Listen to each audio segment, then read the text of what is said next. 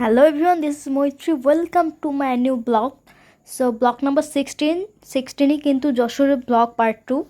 So আগের ব্লগে তোমরা যদি দেখে থাকো দেখতে পারবে আমি গোবিন্দগঞ্জ টু বেনাপোলের একটি ভিডিও দিয়েছি এবং সেখান থেকে আজকে আমরা যাচ্ছি শ্রী হরিদাস ঠাকুরের আশ্রমে।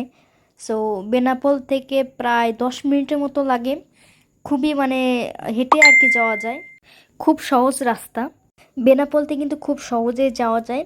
আর ইতিমধ্যে আমরা পৌঁছে গেছি শ্রী শ্রী হরিদাস ঠাকুরের আশ্রমে।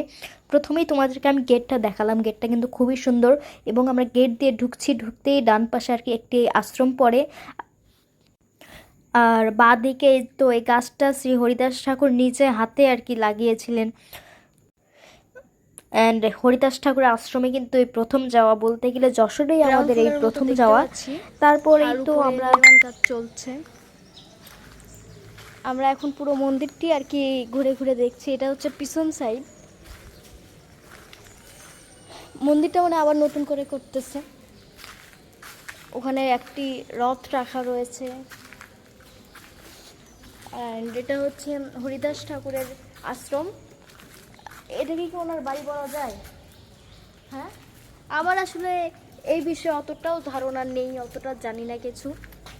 ওখানে আর কি ইতিহাস লেখা আছে, আমি স্ক্রিনশট দিয়ে দেব। অ্যান্ড এতো শ্রী চৈতন্য নিবাস, এখানে আর কি ভক্তরা এসে এখানে আর কি থাকে। এখান থেকে নাকি বেনাপোল বর্ডারে যখন যারা পার হয় সকালে উঠে আর কি পার হয়ে যায়। বিশাল বড় মন্দির। অ্যান্ড ঢুকতে একটি সুন্দর গেট পেয়েছি আমরা। অ্যান্ড এখানে এই চূড়াটা অসাধারণ, আমার মাথার উপর যে চূড়াটা দেখতে পাচ্ছেন।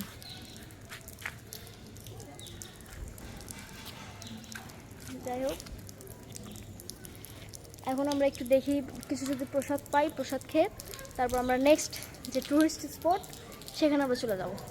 তো দেখতে থাকুন, বাই। মন্দিরটা গাইস অনেক সুন্দর, নতুন করে আবার করছিল আর কি হয়তো বাঁদিকে। আর ইতিহাস আমি ওখানে দেখতে পারিনি, সেজন্য আর কোনো স্ক্রিনশট তোমাদেরকে আমি দেইনি। তোমরা আর কি দেখে আসতে পারো। আর ওখানে গাইস প্রসাদ খাওয়া হচ্ছে, আমরা যেহেতু লাঞ্চের টাইমে গিয়েছিলাম সবাই সেই মুহূর্তে 180 টাকা করে প্লেট, এক প্লেট প্রসাদ খাচ্ছিল কিনে আমরাও এক প্লেট কিনি। আমরা যেহেতু একটু আগে খাওয়া দাওয়া করেছি সেই জন্য আর সবাই আর কি বসিনি, এক প্লেট নিয়ে শুধু মুখে দিয়েছি নামমাত্র। আর এটা হচ্ছে পুরা আশ্রম। এই গাছটার নাম আমি ভুলে গিয়েছি, এটা জানি কি একটা গাছ। যাই হোক, কি তোমরা একটু কমেন্ট করে আমাকে জানিয়ে দিও, আমি সত্যিই ভুলে গিয়েছি। আর এই তো মন্দিরটা কিন্তু আবার নতুন করে করা হচ্ছে ওই পাশে। আর এখানে একটি হরিদাস ঠাকুর একটি মূর্তি আর কি দেওয়া আছে, পাশে অনেক নাম দেওয়া আছে। তারপর সেখান থেকে আমরা যাই দুবাইয়ের মতনই, কিন্তু দুবাই না, দুবাইয়ের মতো একটি ছোট্ট ফুলের রাজ্যে বাংলাদেশেও কিন্তু আছে, যেটা হলো আমাদের যশোরের গদখালিতে। অ্যান্ড এই ভিডিওটা তোমরা পরে পাবে।